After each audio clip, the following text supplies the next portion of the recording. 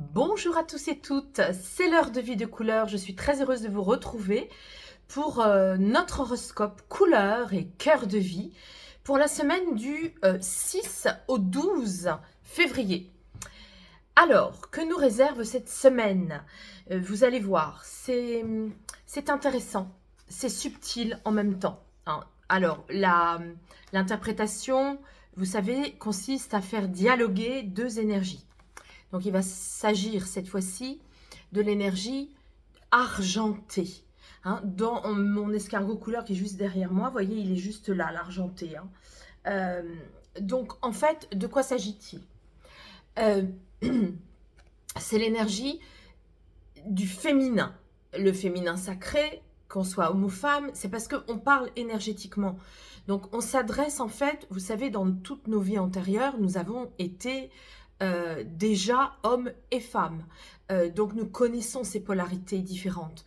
Et dans cette vie-ci, pour cette semaine, de quoi s'agit-il?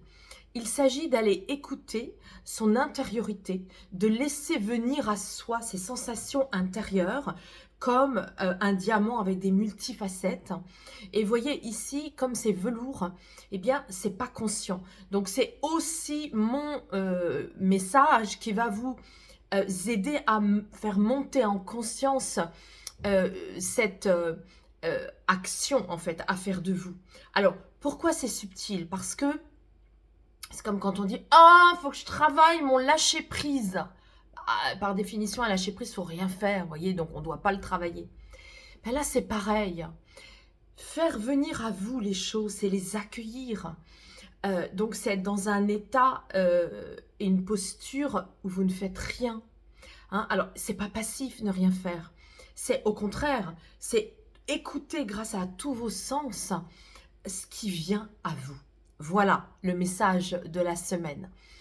Alors, bien sûr, si vous avez des rendez-vous importants, faites-les, allez-y, mais soyez dans cette posture. Et si vous avez le choix de reporter vos rendez-vous à une prochaine fois, ben, je vous le conseille, je vous le recommande, hein, parce que là, c'est une semaine cocooning.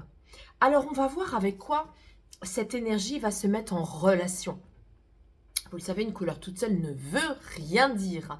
C'est comme moi, si je ne me mets pas en relation avec moi, je ne veux rien me dire. Et bien là, c'est pareil. L'argenté, on est avec les blessures des femmes aussi, hein. On est avec la généalogie, pas des mères, hein.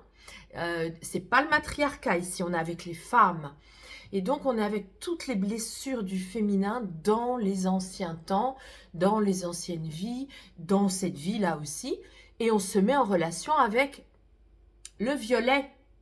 Alors, le violet, en langage couleur, c'est l'autorité, c'est le cap, c'est le père dans sa grande posture, hein. Alors, c'est vrai qu'on parle souvent du violet spirituel, mais c'est plus la notion du père, hein, dans le sens la rigueur, donner un cap, s'y tenir, une direction, des horaires, des règles. On est avec cette énergie-là. Donc, ce qui est intéressant de voir, c'est, dans ma façon de vous le dire, c'est comment ça va résonner pour vous. Parce que, évidemment, que vous êtes... je m'adresse à beaucoup de personnes en même temps, mais ce qui compte, c'est l'énergie de notre semaine, un peu comme un parapluie ou une ombrelle qui est au-dessus de nous et qui nous dit les énergies de la semaine. Donc là, on est avec, je m'écoute intérieurement, je repère là où je suis vulnérable, où je me sens, qu'on soit homme ou femme, hein, où je me sens sensible, sensibilisée.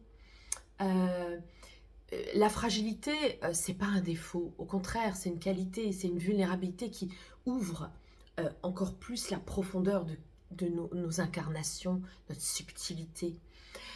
Et ici, on est avec, oui, je repère comment je peux me rigidifier, comment je mets une autorité sur mes énergies, comment finalement, vous voyez, ça me fait penser un peu quand on va faire des cours de danse classique.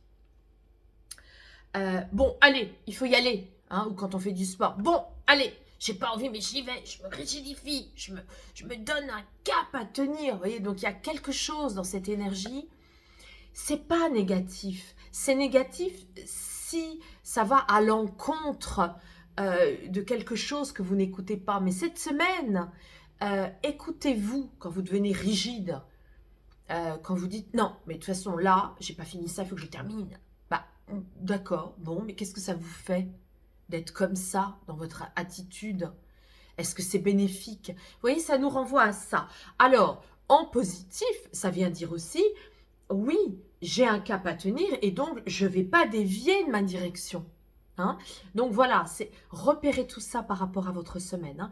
Gardez votre cap, écoutez-vous et repérez comment vous pouvez justement vous sentir un peu trop rigide. C'est aussi la relation au père, hein, la relation à l'autorité du père. Nous allons voir maintenant les deux autres cartes de l'oracle du cœur de vie.